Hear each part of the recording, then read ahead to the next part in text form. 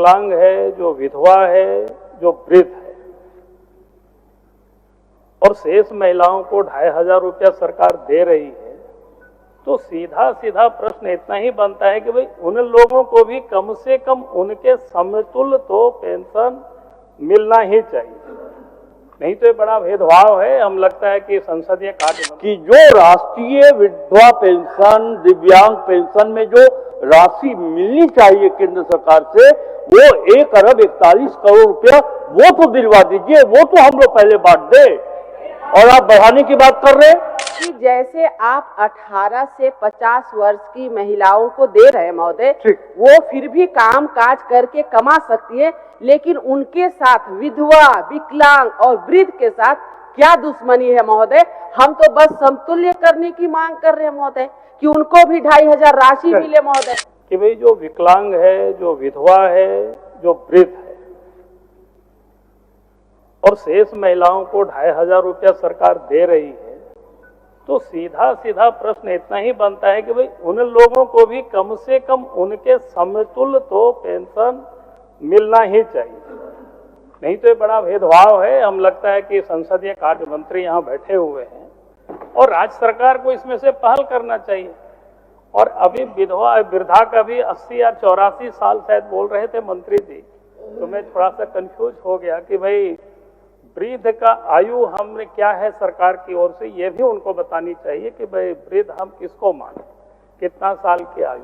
हमें लगता है कि 80 साल और 84 साल तो शायद ही कोई वृद्ध मिलेंगे, और मिलेंगे भी तो शायद वो चलने लायक भी नहीं मिलेंगे, जो स्थिति है राज्य की, खास करके गरीबों की। इसलिए हमें लगता है कि सरकार इस पर उन विधवा को, दिव्यांग को वो निश्चित रूप से 2500 रुपया देने के पक्ष में है कि नहीं सरकार, इसका ये उत्तर देनी चाहिए।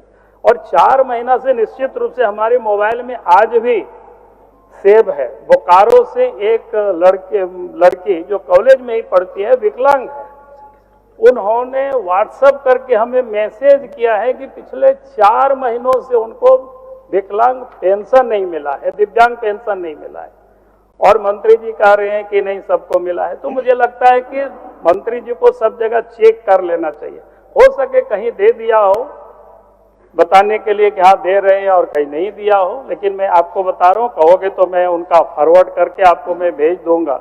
ये बोकारो जिला का है, इसलिए मैं आपसे कि बहुत अच्छी बात है, मैया योजना में 250 रुपया मिल रहा है महोदय, 2500 रुपया मिल रहा है महोदय। लेकिन एक बात कहना चाहेंगे महोदय कि दिव्यांग जो सबसे ज्यादा नीडी है महोदय, विधवा जो सबसे ज्यादा नीडी है महोदय, आज उन लोगों को छोड़ के वृद्ध महोदय, हम लोग ग्रामीण क्षेत्र से आते हैं महोदय, तो जो वृद्ध हैं महोदय, जब हम लोग क्षेत्र भ्रमण में जाते हैं तो वृद्ध मान्य सदस्य, एक मिनट मान्य सदस्य, पूरे सदन के तमाम मान्य सदस्यों का इन तमाम विषयों पर चिंता है। एक मिनट, लेकिन हम लोगों ने किसी ने इसमें संवेदनशीलता को प्रदर्शित करते हुए अपना क्वेश्चन नहीं डाला है। हमारे शत्रुघ्न जी इस पर क्वेश्चन डाले हैं और वो आपके पीछे खड़ा है, और इतना समय अगर आप उनके क्वेश्चन में व्यय कर दीजिएगा, आप सीधा सीधी पूछिए।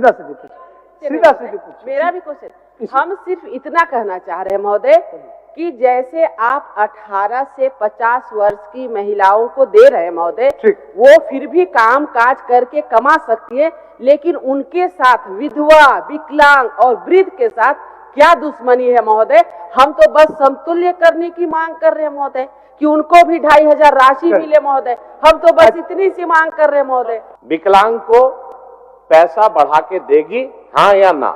ये जो अभी माननीय संसदीय कार्य मंत्री बोल दिए, उत्तर प्रदेश, दिल्ली, मुंबई, सब जगह। अरे भैया, दिल्ली और मुंबई को देख के आपने 2500 घोषणा किए थे। 2500 जब आप दे रहे हैं तो सभी माननीय, चाहे सत्ता पक्ष हो विपक्ष हो, एक ही चिंता है कि आप 2500 दे रहे हैं, बहुत अच्छी बात है, लेकिन भेदभाव क्यों? आप विधवा, विकलांग और वृद्धा को सेम कर दीजिए। आप कीजिएगा कि नहीं कीजिएगा, हाँ ना में बोलिए, खत्म। उससे ज्यादा बोलने की जरूरत नहीं है, हाँ या ना। वो सरकार के लिए चिंता का विषय है, और जब कोई विषय विचारणीय होता है तो वो तत्काल नहीं होता है, उसमें समय लगता है।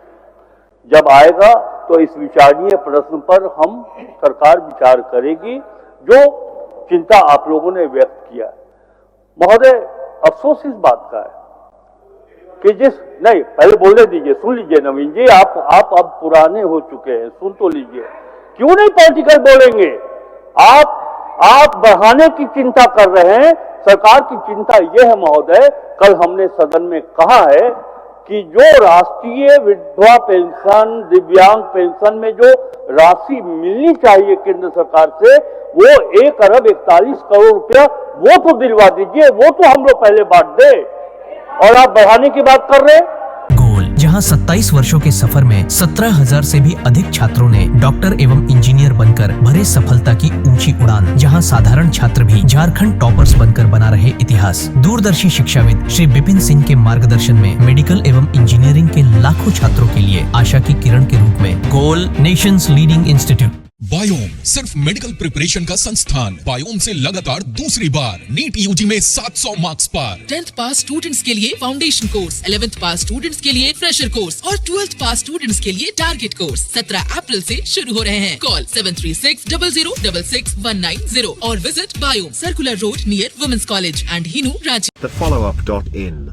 Like, share and subscribe. www.thefollowup.in